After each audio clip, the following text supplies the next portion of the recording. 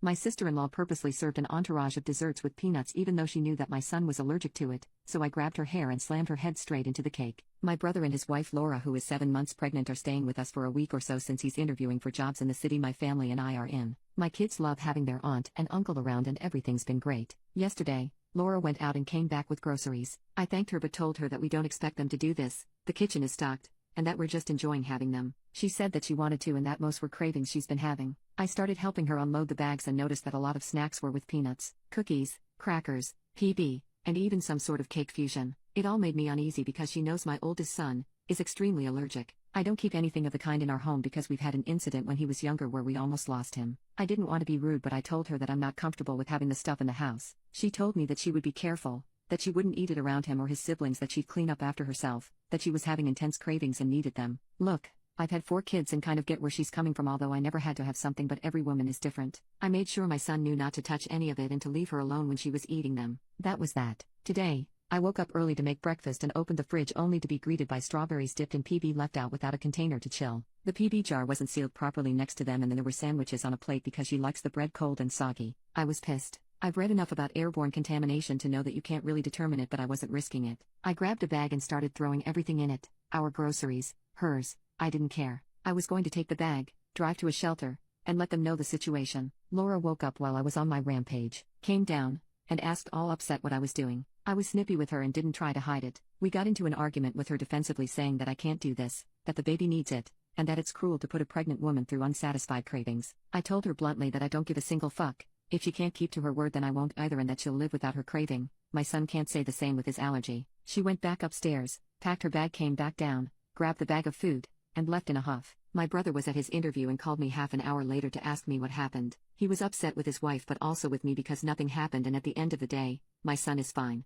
I told my husband when he came back from work and he's completely on my side. Mini update: Laura did go straight to my family and started complaining. She hadn't twisted anything, told them the full honest story, and my mother was livid. She called me panting like she ran a marathon after she berated Laura to make sure my son was okay, so I can only imagine the riot act she read her. Apparently, even my stepdad gave Laura one of his disapproving frowns. My brother came back in the evening to get his stuff since Laura had only packed hers for some reason. He did apologize for what she did and said that he'll have a chat with her once she's calmed down. She's been inconsolable. He told me that she's been crying since she left my mom's house and that she now feels unwelcome and unloved in our family, and he blames me for it. My husband butted in and told him that it was enough, that whatever she's feeling doesn't cover half of what we felt and that she needs to get over herself, that I've been scrubbing the house from top to bottom for hours because of her actions. I did get panicky and went on to deep clean the whole house, especially the kitchen, but anyway, my brother left after he said that there's no leveling with us when we're being this stubborn. Now that I've had time to get out of the state I was in, I do feel bad that she's distressed and feels unwelcome in our family. That was never my goal. I've been debating sending her an apology,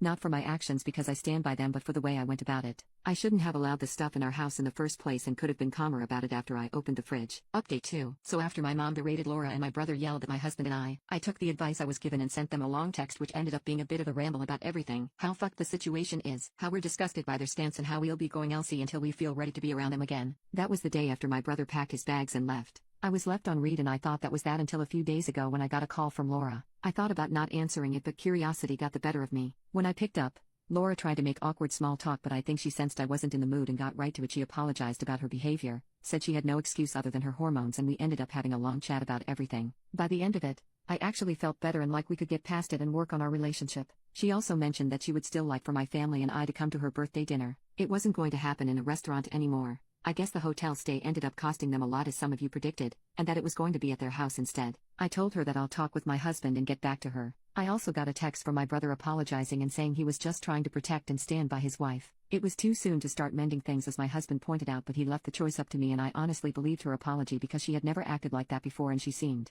actually ashamed of herself. Anyway, my sister, who was also apologized to BC, she also tore her a new one, and parents also got an apology. We're also invited, but my sister's kids wanted a cousin sleepover instead of going with us, so after talking it over with my sister, we agreed for them to have one at my house. My babysitters of a year are my next door neighbors. They're sweet and responsible 16-year-old twins who live with their single mom. They usually team up and tackle on my kids on date nights. With my sisters adding 2 kids to the mix, I asked their mom if she was free to join their duo and she agreed. So I called Laura and told her that Richard and I are coming. When we got to their house, Laura greeted my husband and I at the door. We handed her the gift and went in, but she seemed puzzled that we didn't have a trail of kids with us, so I told her that it's just us adults tonight. The same thing happened when my sister and her husband walked in. Dinner was awkward.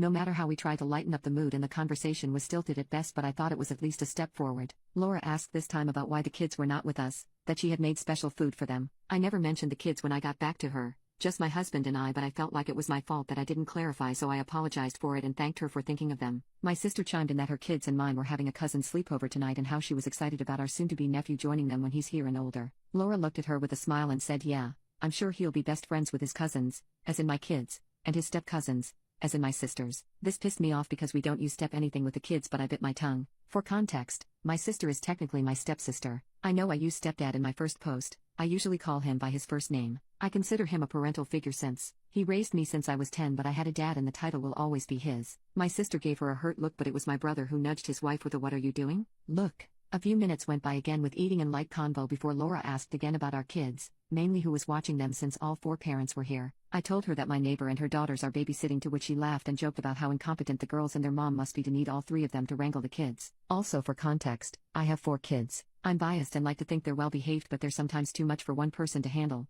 even me, and I'm the one that brought them into this world. Add my sister's 2 kids and it's a lot for 2 teenage girls to handle even for just a few hours. It has absolutely nothing to do with the girls whom my kids adore or their mom who is as kind as they come. Before I could retort anything, my mom stepped in with one of her smiles and told Laura that it was so kind of her to offer her own competence and watch the kids next time. That shut her up really fast. After that, dinner was even more awkward until we cleared the table and Laura brought out dessert while my brother got the cake from the fridge. Here's where I lost the last of my remaining brain cells. I went to the bathroom and when I came out, I saw my husband carrying my bag and trying to usher me out of the front door to leave. He looked pissed and I was beyond confused and obviously resisted because yes, the dinner is a train wreck, but let me at least say goodbye and give a lame excuse for our departure. When my husband tried to literally carry me out, I knew something was wrong, and after a couple of tries, I darted past him back to the dining room. Laura's now ready dessert table consisted of PB cake pops, PB pie, PB cookies, PB brownies, and top it all off, a PB birthday cake that my brother brought in and was sniffing at with a horrified look. Laura then gave me a big smile and said loudly to my family I thought I should at least get to have my cravings on my birthday. Get your fill before she throws these out too.